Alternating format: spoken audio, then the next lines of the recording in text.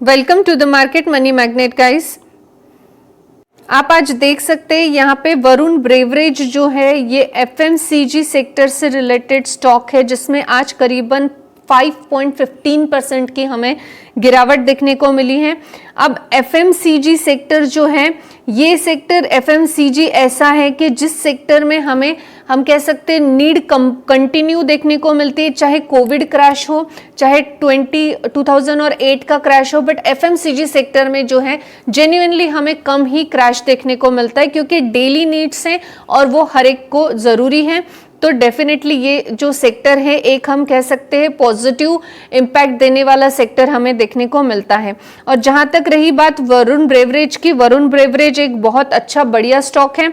अगर हम इसके लास्ट 5 ईयर्स के अगर हम इसके रिटर्न्स देखें तो आप देख सकते हैं कि 5 ईयर्स में इसने करीबन मोर देन 500% के रिटर्न्स बनाकर दे दिए हैं, यानी करीबन 1000 पॉइंट्स की जो तेजी है इसने लास्ट 5 ईयर्स में दिखाई है। तो सडनली अभी आज ऐसा क्या हुआ है कि ये स्टॉक में करीबन 5% से ज़्यादा की गिरावट देखने को मिली। मार्केट ओपनिंग से ही इसमें निगेटिविटी देखने को मिली है और क्लोजिंग भी इसमें निगेटिव ही देखने को मिली है। तो इस गिरावट के पीछे दो मेन रीजंस हमें देखने को मिल रहे हैं और ये दोनों रीजंस के चलते सिर्फ वरुण ब्रेवरेज ही नहीं तो हमें जो एफएमसीजी सेक्टर के बाकी लीडर स्टॉक्स भी हैं, जैसे कि हिंदुस्तान लीवर में भी हमें करीबन 2% की गिरावट देखने को मिली है। अगर हम इसके साथ साथ टाटा मोटर्स की भी बात करें, टाटा कंज्यूमर प्रोडक्ट्स की, तो टाटा कंज्यूमर प्रोडक्ट्स में भी करीबन हमें मोर देन 1.25% की गिरावट देखने को मिली है। तो अगर हम देखें तो यहाँ पे एक चीज तो क्लियर है कि जो एफएमसीजी सेक्टर है पूरे सेक्टर में ही हमें थोड़ा डाउनफॉल देखने को मिल रहा है और वरुण ब्रेवरेज में सबसे ज्यादा। तो हम दोनों का रीजन जानेंगे कि पूरा एफएमसीजी सेक्टर आज अफेक्टेड क्यों था और स्पेसिफिकली हम वरुण ब्रेवरेज का भी रीजन जानेंगे कि वरुण ब्रेवरेज आज इतना निगेटिविटी में हमें देखने को क्यों मिला है। सबसे पहले हम देख लेते हैं पूरे सेक्टर का हाल। तो आप देख सकते हैं यहाँ पे सेक्टोरियल इंडाइसिस में सबसे ज्यादा निगेटिव परफॉर्मेंस जो है ये एफएमसीजी ने दिखाया और हम कह सकते हैं ये एक कारण बना है निफ्टी को ड्रैग डाउन करने का। और अगर हम एफएमसीजी का जो पूरा सेक्टर है इसको ओपन करें तो आप यहाँ देख सकते हैं पूरे सेक्टर में ही हमें ज्यादातर निगेटिविटी ही देखने को मिल रही है। और इसमें स्पेसिफिकली अगर आप देखें तो टाटा कंज्यूमर में भी हमें 1.34% की गिरावट देखने को मिल रही है। हिंदुस्तान यूनिलीवर में भी 1.95, बट वरुण ब्रेवरेज में हमें 5.15% की गिरावट देखने को मिल रही है। गोदरेज में भी जो है कंज्यूमर में हमें 1.23% की गिरावट हमें देखने को मिल रही है। ओवरऑल जो एफएमसीजी सेक्टर है इसमें हमें आज गिरावट देखने को मिली है। ये भी एक रीजन था कि जिससे वरुण ब्रेवरेज भी अफेक्टेड था। अब यहाँ पे जो हमारा मेन सवाल है वो ये है कि एफएमसीजी सेक्टर आज निगेटिव में या हमें इतना ज्यादा निगेटिव में देखने को क्यों मिला है। तो गाइज इसका सिंपल सा रीजन है कि कल जो है ये इन्फ्लेशन का डाटा आने वाला है।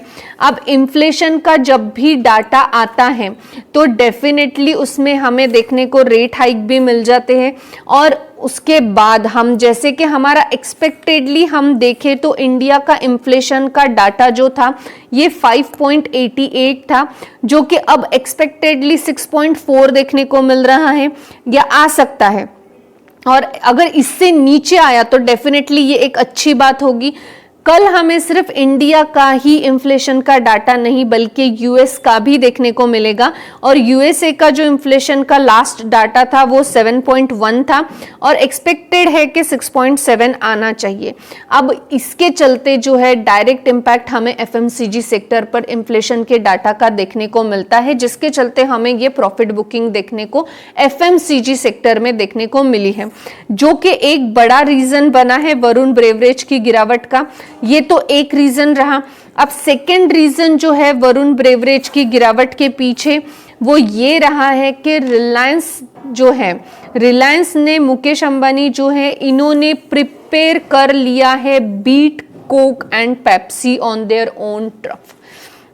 यानी हम कह सकते हैं कि मुकेश अंबानी की जो एंट्री हुई है जो पेप्सी एंड कोक, जैसे हम जानते हैं वरुण ब्रेवरेज स्पेसिफिकली पेप्सिको से रिलेटेड काम करती है, मैंने पैकेजिंग का और मैन्युफैक्चरिंग से रिलेटेड पेप्सिको कंपनी से को रिलेट है ये कंपनी। तो इसकी वजह से हम देख सकते हैं कि अगर इतना बड़ा दिग्गज इसमें उतर गया तो डेफिनेटली वरुण ब्रेवरेज पे इसका नेगेटिव इम्पैक्ट हमें देखने को मिलने वाला है। और इसके चलते जो है वरुण ब्रेवरेज आज हमें नेगेटिव में देखने को मिला। जैसे कि हमने देखा कि एफएमसीजी सेक्टर जो है, ये एफएमसीजी सेक्टर के पीछे की निगेटिविटी जो थी देखने को मिल रही थी, वो निगेटिविटी हमें देखने रीजन ये था कि इन्फ्लेशन का कल डाटा आने वाला है और एक्सपेक्टेडली कम आना चाहिए। इन्फ्लेशन का डाटा सिर्फ इंडिया नहीं, इंडिया और यूएस दोनों का आने वाला है और इंडिया इन्फ्लेशन के डाटा का डायरेक्ट इम्पैक्ट जो है एफएमसीजी सेक्टर पे हमें देखने को मिलता है, जिसके चलते आज एफएमसीजी सेक्टर ज्यादा इफेक्टेड देखने को मिला। इसके अलावा सेकंड और इसी वजह से वरुण ब्रेवरेज भी हमें अफेक्टेड देखने को मिला है।